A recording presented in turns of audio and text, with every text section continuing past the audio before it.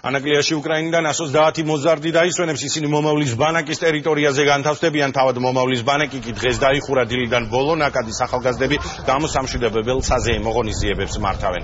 დაგეგმილია სპორტული შეჯიბრებები, ასევე კონცერტი ყველა კუთხის წარმომადგენელმა გამოსამშვიდებელი დღისთვის სხვადასხვა წარმოდგენა მოამზადა. დღის ბოლოს ზეიმი ფეიერვერკი დასრულდება, მომავლის ბანაკმა ანაკლიაში წელს 1700 მოზარდს უმასპინძლა. ჩვენ წელს კიდევ ვაგრძელებთ ბანაკი გახანგრძლივდება, იმისთვისაც ჩვენ უკრაინელ მეგობრებს დავეხმაროთ.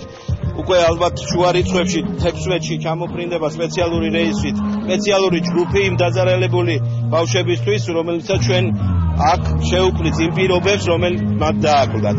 მაგრამ რაც თავარია, ჩვენი ბავშვები აუცილებლად მომავალში აქ დაბრუნდებიან. საუკეთესო შთაბეჭდილებით მივდივართ ხვალე აქედან, ძალიან გვიხარია მომავლის ბანაკში. ძალიან შეცვალა ჩვენი წარმოდგენების სწავლის შესახებ და როგორც მე ასევე ალბათ ყველა ბავშვი 90-100% შეეცდება სწავლის გაუმჯობესებას, იმიტომ რომ ამ ბანაკში მოხვდეს.